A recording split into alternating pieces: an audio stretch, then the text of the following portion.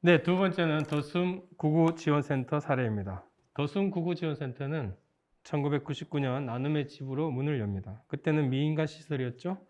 그러다가 2002년 조건부 시설로, 2005년 장애인 거주 시설로 등록합니다. 2010년 법정 시설로 전환할 때까지 10년 이상 미인가 시설, 소규모 개인 시설이라는 형태로 운영했는데요. 정부 지원이 부족하던 시기에도 주거가 필요한 사람들을 꾸준히 지원해 왔습니다. 짧은 기간에 장애인 거주 시설의 역사와 그 변화를 생생하게 겪었을 것 같습니다. 또 2020년에는 시설 이름을 더숨 구구지원센터로 바꿉니다. 제가 생각하기에 더숨 구구지원센터는 변화를 두려워하지 않고 변화를 주도하는 시설인 것 같습니다.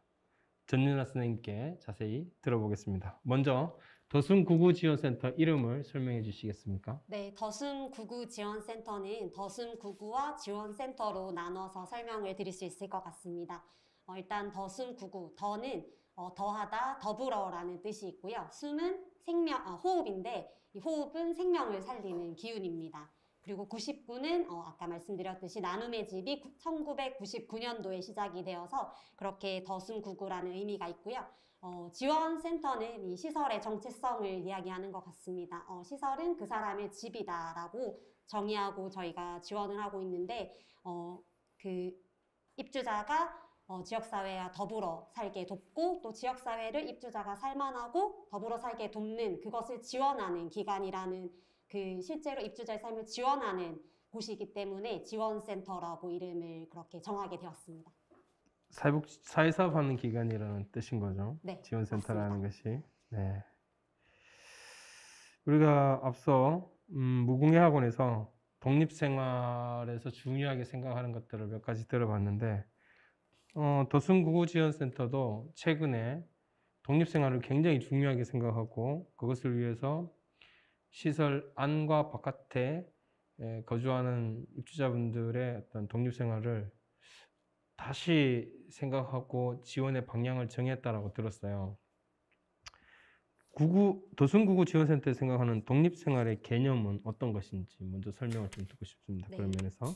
더숨구구 지원센터에서 생각하는 독립생활의 개념은 일단 독립생활이라는 것은 좀 다른 가구와 구별해서 따로 생활하는 거다라고 일단 생각을 하고 있습니다. 그래서 주거 공간이 뭐 시설 주사무소 주소지 안에 있든 바깥에 있든 그리고 또 뭐 그런 자립의 여부 이런 것에 달려 있는 게 아니라 따로 생활하는 거다라고 생각을 하고 있고요. 그래서 더순구구 지원센터에서도 그 시설의 주사무소 주소지 안에 있는 이 원내 가구, 저희는 원내 가구라고 하는데 원내 가구에 살아도 또 시설 밖 원내 가구에 살아도 입주자가 저마다 자기 계획, 희망, 필요에 따라서 하는 일이 있고 그렇게 그런 삶을 살도록 지원하는 것이 독립생활이라고 생각하고 있습니다. 독립이라는 의미가 하나 있는 것 같고 생활이라는 의미가 있는 것 같습니다. 생활은 개인의 생활이어야 된다. 생활은 생활이되 독립된 생활이어야 된다. 이렇게 생각해 볼 수도 있는 거죠. 네. 그 단위가 개인일 수도 있고 가구일 수도 있고 혹은 뭐 좀 넓은 의미에서는 뭐 시설 내에 있는 거주라면 아까 우리 무궁회처럼 동단위일 수도 있고 동이든 가구든 개인이든 이렇게 독립되어 어떤 생활이 있어야 된다라는 얘기인 거죠. 지금 시설 바깥에 나가 사는 입주자 현황이 어떻게 되죠? 저희가 정원 30명 시설이고 지금 현원 30명인데 그 바깥에 사시는 분이 13분, 그 안에 사시는 분이 27분.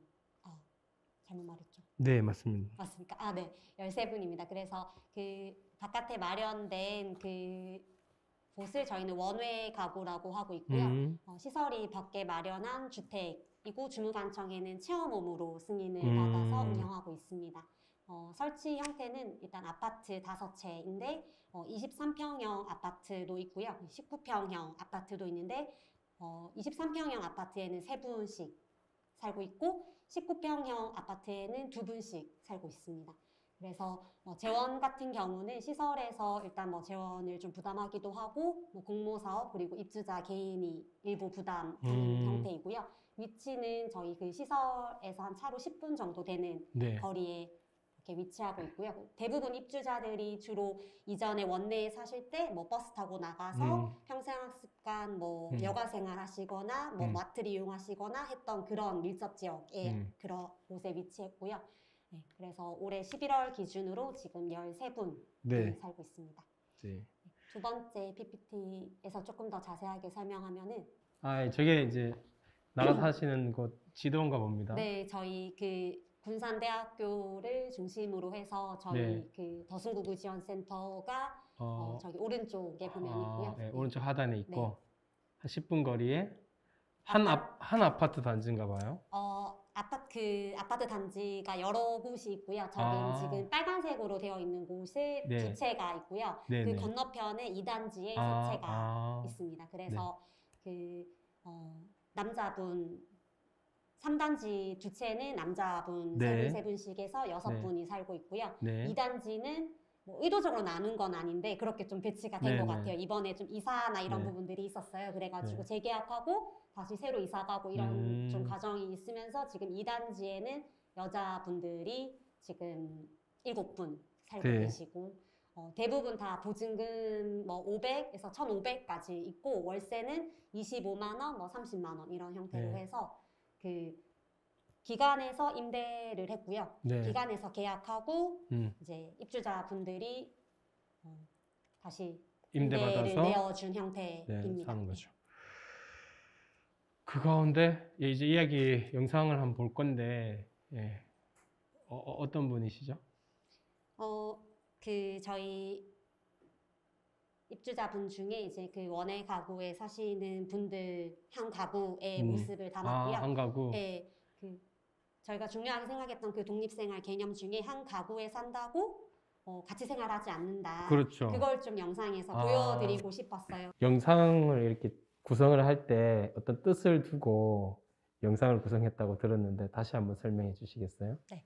그 독립생활에서 중요하게 생각하는 그 개념과도 좀 맞닿아 있는 것 같은데, 일단 그 한 집에 그 3명의 입주자분이 사는데 한 집 한 가구에 산다고 같은 일을 뭐 마트를 같이 가거나 뭐 직장을 같이 다닌다거나 하지 않는다. 한 집 한 가구에 살아도 저마다 따로 생활하게 한다는 그것을 좀 영상에서 보여드리고 싶었어요. 그래서 아침, 점심, 저녁의 시간을 나눠서 아침에 뭐 출근하는 풍경이 다르고 점심에는 어떤 분은 직장에 가서 식사를 하고 어떤 분은 퇴근해서 늦은 점심을 먹고 뭐 저녁에는 어떤 분은 여가 생활을 하고 하러 나가고 어떤 분은 집안에서 집안일을 하시고 이러한 세 분이 같이 사시지만 하는 모습이 저마다 자기에게 희망, 필요에 따라 다르다라는 거를 영상에서 좀 보여드리고 싶었습니다. 네, 한 집 세 남자 이야기. 네.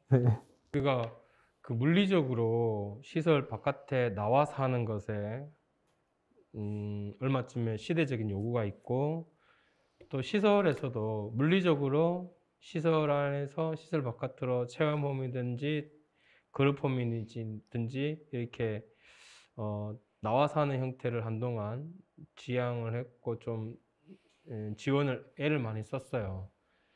근데 그때 조금 간과했던 거라고 저는 생각하는 것이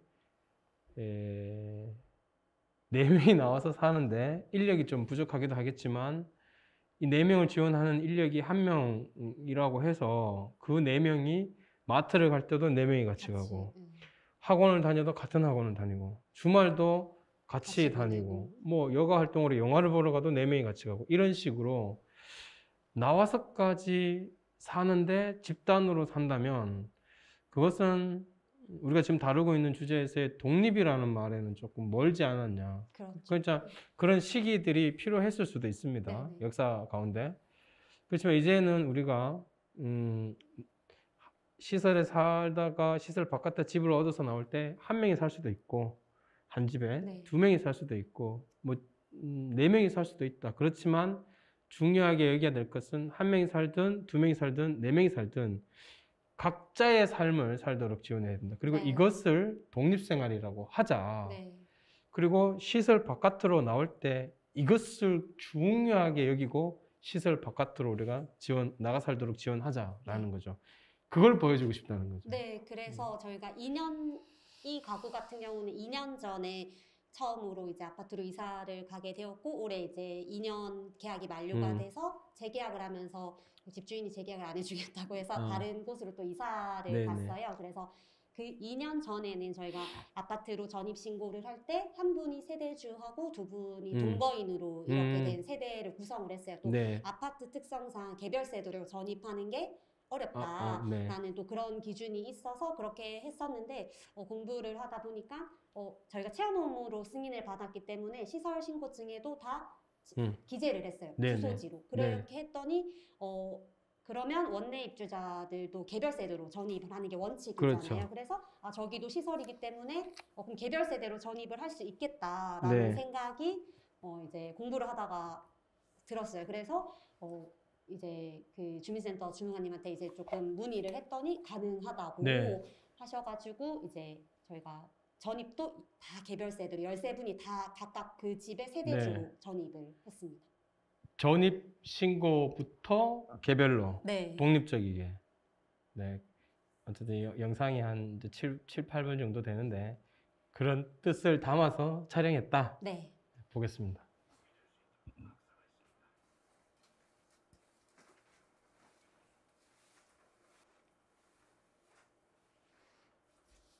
새벽이에요. 아침 네네, 새벽에 새벽. 출근을 네. 하셔서 한 분이 지금 출근 준비. 네, 다 두 분은 주무시고 계시고 한 분은 이제 이분 좀 지금 이 시간에 어디 가시는 거죠? 직장 출근, 통근버스 타고 출근을 하셔가지고 지금 이제 아침 먹고 TV 좀 보시다가 시간 맞춰서 이제 출근하러. 네. 여기 몇 분 산다? 3분 산다 했어요? 3분, 네. 세 사람의 이야기가 나오겠네요? 네네. 네.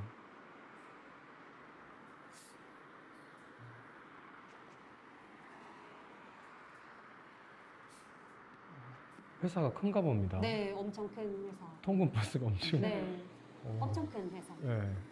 아버지? 한 분 이제 출근했고. 네, 한 분 출근했고 이제 한 분 네, 일어나셨어요. 이제 두 번째 분. 네, 지금, 리얼한데. 네, 아침에 일어나셔서. 두 번째 분이 이제 출근 준비하시는.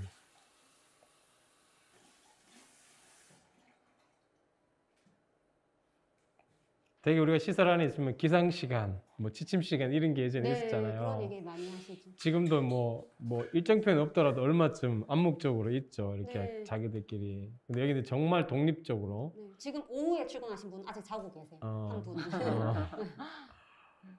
두 번째 분이 이제 출근을 하십니다. 이분도 직장 출근하시는데 네. 택배 상하차 하시는 일을 하시는데 네. 여기는 이제 근처에 직장 동료가 사세요. 그래가지고 직장 동료 차 얻어 타고 아침에 출근하세요. 카풀을 이용하시는 카풀. 네네. 그러니까 코로나 때문에 저게 좀 가능해진 것 같아요. 아침에 직원이 이제 차량 지원하기가 어려운데 네. 회사에 부탁드렸더니 그러면 기꺼이 해주시겠다고 하셔가지고 그때 시작된 카풀이 지금까지 그냥 네. 이거 아까 첫 번째 출근하셨던 분이 지금 회사에서 일하고 아직 세 번째 분은 주무시고 계시고. 네, 아직 오후 출근이라서 아직.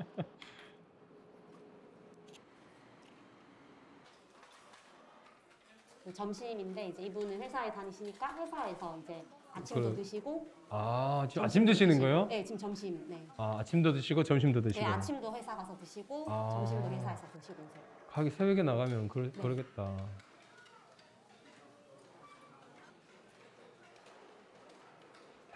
이 회사가 커서 알고 지내는 분들이 꽤 많으실 것 같아요. 네, 그 자취 시작했다고 하니까 조리 담당하시는 분이 반찬을 엄청 많이 챙겨주세요.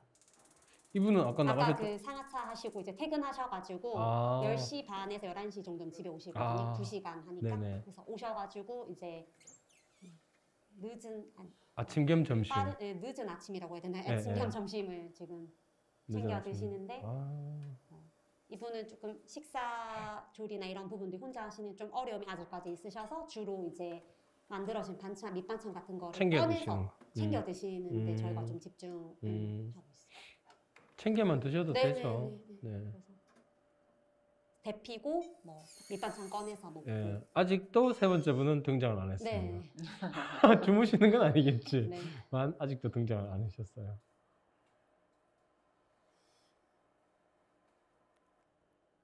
아유, 혼자 드시는데도 오늘 잘 챙겨 드시네. 어.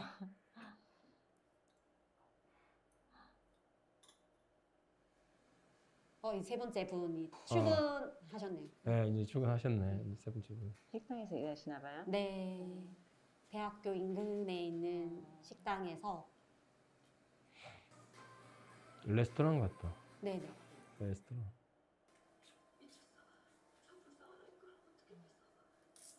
어디 가시나?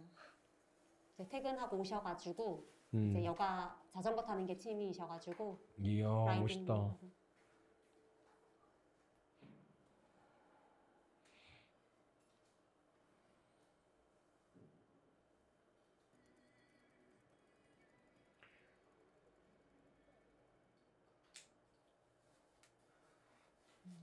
이분은 이제 점심 드시고 집안일 옷도 계시고 되게 꼼꼼하시네. 깔끔하게 잘 하시네. 와.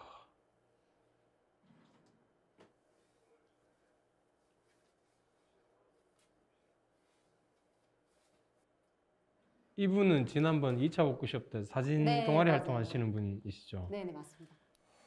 살림도 되게 잘 사시네.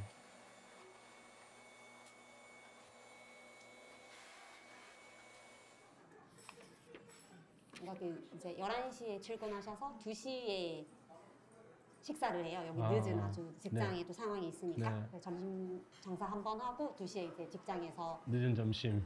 사장님이랑 동료랑 같이 늦은 점심을 네. 먹습니다. 이제 저녁이 왔어요. 그래서 이제 이 세 분이 만날 시간이 별로 없을 것 같아. 낮 없습니다. 시간 네. 동안에는. 그죠? 낮 지금 시간에는 다 떨어져 있잖아. 그죠? 지금 저녁에도 한 분은 그 사진 동호회 네. 모임 가셨고 가시고. 지금 혼자 식사 아까 레스토랑에 분 아직 퇴근 안 하셨고. 퇴근하셨는데 이날은 없으셨던 것 같아요. 아직 혼자 드셔야 되네. 네. 야, 세 분이 같이 사는데도 네. 혼자 드셔야 되네.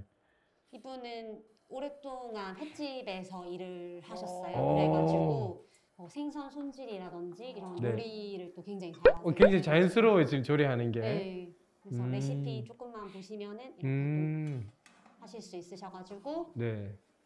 또 이분은 요리를 해서 도순구구지원센터에서 독립생활에서 중요하게 생각하는 어떤 원칙, 어떤 뜻 이런 건 어떤 걸까요? 이렇게 자칫 잘못하면 그 세 분의 입주자의 어떤 기능 정도가 다 다르잖아요. 근데 한 분의 입주자가 다른 입주자에게 좀 기대어 사는 모습일 경우가 있어요. 거기에 네네. 계속 집중을 하다 보면 근데 그러면 안 되겠다. 그래서 그 세 분이 같이 살더라도 독립된 어떤 생활을 할 수 있도록 지원을 해야겠다. 그래서 같은 전담 직원의 지원을 받더라도 그 입주자의 삶이 다 달라야 하고 그 입주자가 다른 입주자에게 뭐 식사의 어떤 일정한 부분은 있겠지만 그래서 그걸 전적으로 입주자가 좀 그 다른 입주자의 식사를 챙겨준다거나 이런 거는 절대로 우리가 좀 조심해야겠다라는 거를 독립생활을 지원하면서 좀 중요하게 생각하게 되었습니다. 네. 아까 그 워크숍 중에는 개별 활동을 늘려서 단체 생활을 줄여 나가는 것 이것을 중요하게 생각한다고 하셨던 것 같아요. 지금 이분은 여기 사진 모임 나가셔가지고 네. 저녁에 출사하신 거 출사? 네. 멋있다. 그러니까 뭐 저녁은 당연히 또 여기 사진 동호 회원님들이랑 또 네. 먹는 거죠. 네네. 네. 그 레스토랑에서 일하시는 분 이제 퇴근해서 오셨는데 어머니가 집에 오셨어요. 근데 이제 집 너무 더럽다고. 지금. 어머니세요? 네. 직원 아니고 어머니. 전에 이거 이제 사전에 봤는데 잔소리 너무 많이 하시는 거예요. 네. 직원이 저렇게 잔소리를 네. 하나 했는데 어머니. 어머니시군요. 네, 남자 세 분 사시니까. 야, 뭐 매일 저렇진 않겠지만. 네, 매일은 아니지만 거의 그게 일상이 그렇죠. 되도록 네. 지원하려고 노력하고 있어요. 네. 뭐 매일 우리가 회식을 하거나 아니면은 뭐 출사를 하진 않겠지만. 네네네. 그래도 낮 시간 동안에 얼마쯤 아침부터 저녁 되기 전까지는 이 세 분이 정말 따로 각자 사시고 뭐 저녁 때도 뭐 따로 생활하셨으니까 저녁을 같이 먹는 일도 드물 것 같아요. 네, 코로나 그래서- 이전에는 뭐 대부분 저녁에 뭐 그 여가 생활하러 나가시니까 그 사진 찍으시는 분도 저녁 늦게 헬스장을 다니세요. 밤 11시에 오세요. 그러니까는 뭐 거의 만날 일은 이제 뭐 주말 음, 좀 출근 안 하고 이럴 때는 네. 이제 뭐 만나서 뭐 하겠지만 평일에 어떤 일정한 본인의 스케줄이 있을 때는 만날 일이 거의 없죠. 그 영상 설명 중에 계속 말씀을 하셔서 따로 질문할 필요가 있을까 싶은데 그래도 좀 정리를 할 필요가 있어서 질문을 하자면 더순구구지원센터에서 그 독립생활에서 중요하게 생각하는 원칙, 뭐 가치, 뭐 뜻, 뭐 이런 것이 있다면 어떤 걸까요? 일단 영상에서도 보셨듯이 한 집에 산다고 한 가구가 절대로 아니다. 그래서 저 집도 전담 직원 1명이 3분을 지원하는데 전담 직원이 같다고 하더라도 같은 일을 하지 않는다. 네. 의도적으로라도 그렇게 할 일이 생기더라도 네. 조금은 피하고 뭐 불가피한 상황이 있을 네. 수는 있어요. 뭐 직원의 네. 휴무라거나 뭐 그랬을 때는 어쩔 수 없는 경우도 있겠지만 음. 자기 삶이 많아지면은 그럴 일이 더더욱 없어지겠다라는 그렇죠. 생각을 했어요. 네. 그러니까 처음에 나갔을 때는 뭐 식사라든지 이런 것들이 좀 여력이 없었어요. 그래서 같이 먹는 거라도 중요하다라는 거에 있었다면 지금은 조금 2년 정도 돼서 여유가 생겼잖아요. 그래서 본인이 하고자 하는 어떤 여가 취미 생활이나 이런 것들을 더 많이 늘리면 그럴 일이 더 없겠다라는 생각이 들어서 그것을 조금 중요한 원칙으로. 시설 바깥에 나와 사시는 분들이 한 가구에 2명 내지는 3명이고 네. 그 가구별로 직원이 1명 지금 배치가 돼 있지 않습니까? 네. 무공해학원도 같은 형편이에요.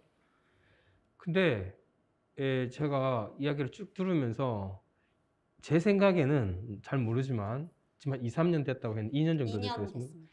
2년 전에 시설 안에서 시설 바깥으로 나올 때 이미 시설 안에서 개별 혹은 독립 생활을 얼마쯤 하고 있었던 거예요. 네.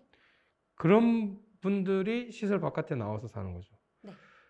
그랬을 때 좀 2년 아니지만 지금처럼 세 사람이 완전히 독립돼서 자기 삶을 사는 거예요. 네. 저의 유추가 맞는지. 맞습니다. 지금 시설 안에서는 어떻게 그러면 개별의 삶, 독립 생활을 하고 있는지 설명을 좀 해주시죠. 네.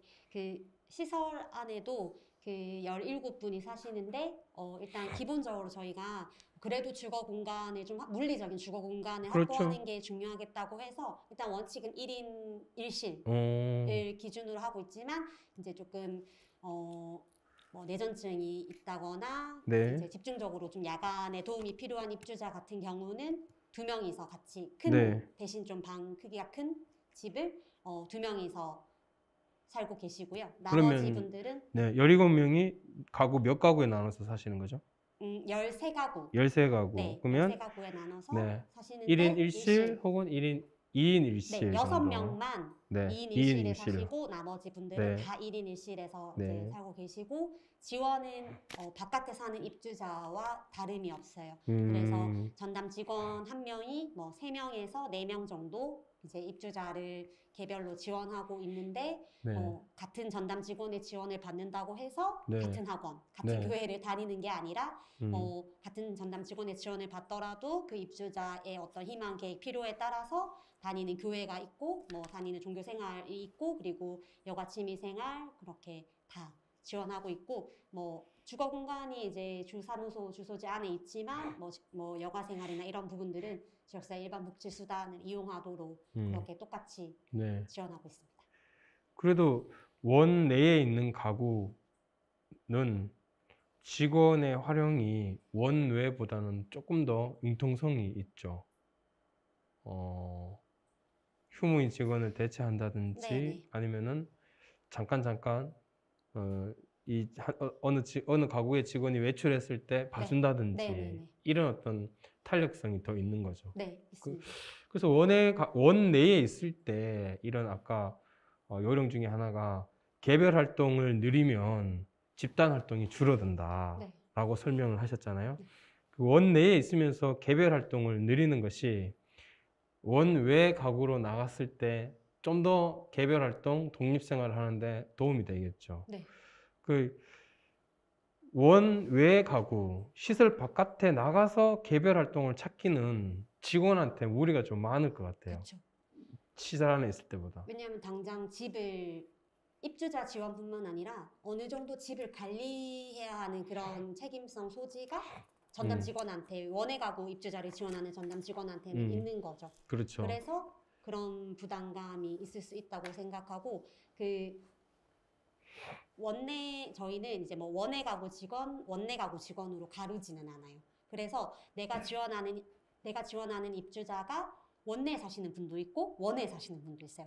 입주자 두 분은 원내에 사시고 입주자 한 분은 원내에 사시고 그런 네. 경우도 있습니다. 네. 저는 이게 중요하다고 생각하거든요.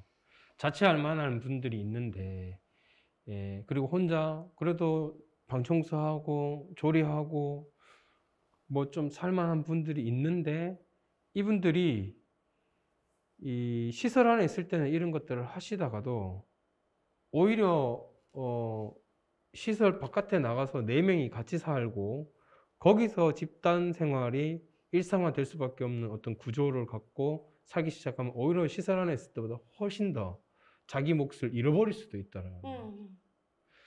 반면에 시설 안에 있을 때 오히려 상대적으로 여건이 좋은 거예요. 시설 밖에보다 그 직원의 지원에 대한 여건이.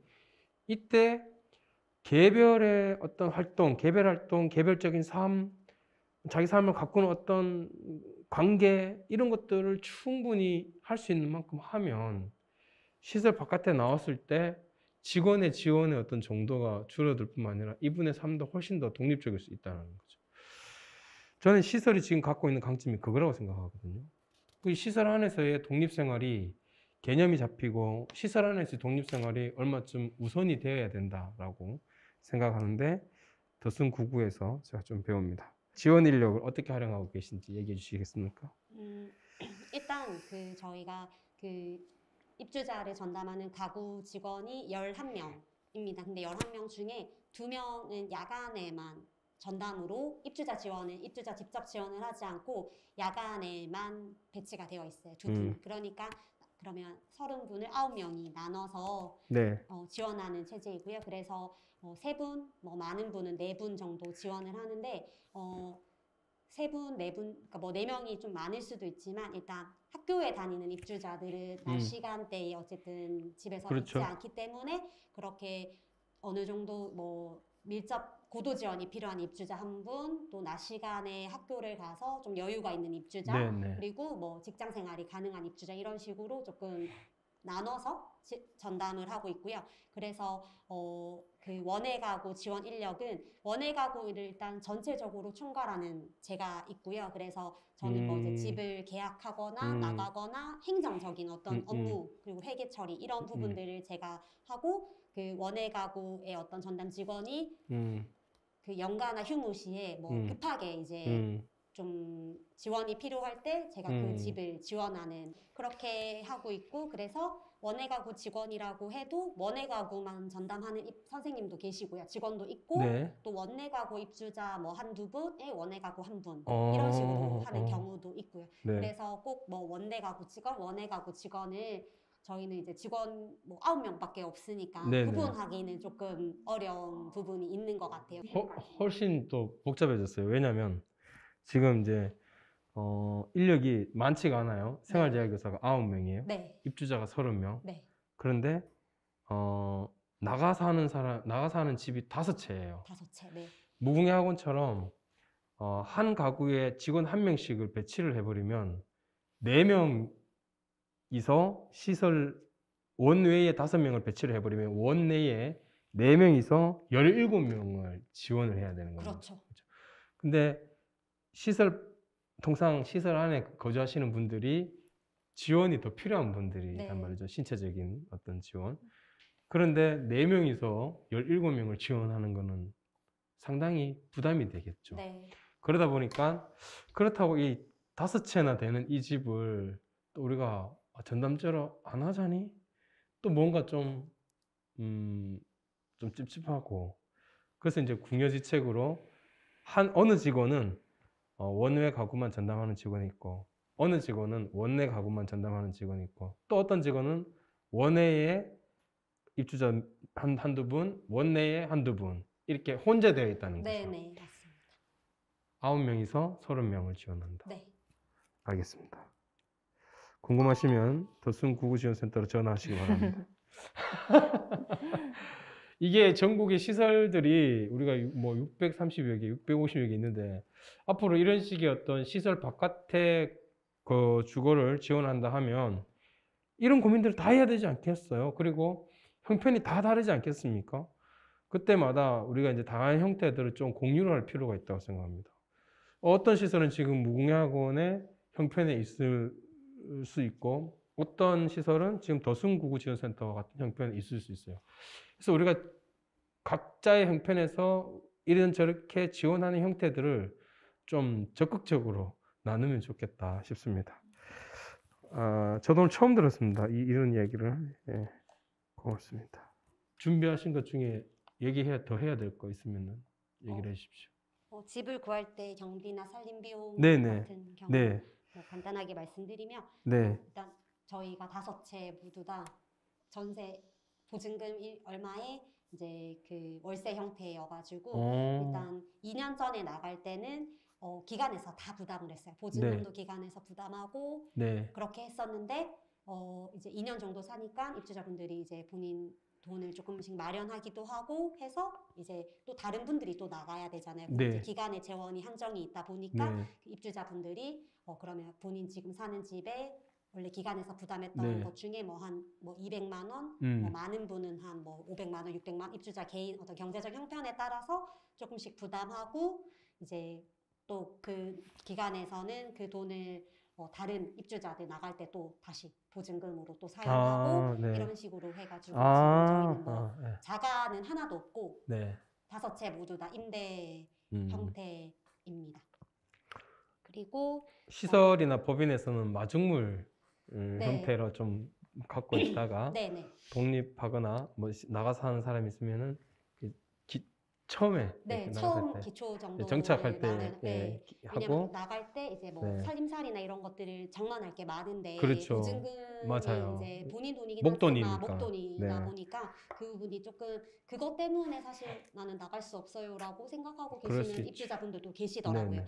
그래서 그런 부분들은 좀 법인이나 기관에서 마련해 둔 돈으로 일부 사용을 하고 네. 일단 살면서 2년 되면 이제 저희가 재계약을 하잖아요. 네네. 그때 재계약 되면 시점에 다들 좀 돈을 이제 조금 모아놨다가 다들 많이 돈을 모으시더라고요. 바깥에 이제 네. 사시니까 그런 게 조금 더 많이 네. 생기시더라고요. 예를 들어서 뭐 100만 원이다. 보증금이 재계약하는데 그 입주자분 3명이잖아요. 네. 나눠서 내요. 일단, 지분을 두고 네, 각각 나눠서. 근데 이제 뭐 그게 정말 똑같은 입주자도 있고요. 네. 집마다 아, 그 형편 반반씩 따라서. 하는 입주자도 있고 예. 경제적 형편에 따라서 더 많이 나는 더 그- 많이 그럴 낼 수 수 있죠. 있다고 하면 네. 좀 더 많이 이제 내기도 네. 하고 그래서 저희가 이제 이렇게 했을 경우에 좀 계약의 주체나 이런 부분들이 모호해 줄 수도 있겠다라는 생각이 사실 좀 들었어요. 근데 네. 책자에 확인해 보니까 전액을 입주자나 보호자가 부담할 경우에만 계약의 주체를 당사자의 명의로 계약 해야 주체는 되고 네. 전액이 아닐 경우는 네. 그럼 괜찮다라는 뜻으로 저는 해석을 했어요. 그래서 일부러 조금 더 네. 그렇게 왜냐하면 또 입주자가 반반 부담했는데 이걸 공동 명의로 계약을 할 수는 없거든요. 부동산 입장에서는 네네. 그런 좀 행정적인 어려움이 어, 있어서 네. 일부러 기간이 더 많은 금액을 좀 부담하고 입주자가 나머지 부족한 네. 부분을 뭐 반반씩이든 이렇게 형편에 맞게 부담할 네. 수 있도록 했습니다. 이런 실물을 들으니까 또 재밌네요. 네. 실제로 또 시설들에서 궁금해할 것 같습니다. 살림살이 비용은 체험홈이라고 했으니까 일단 체험홈 형태로 운영을 하시겠죠? 어떻게 네. 하시는지?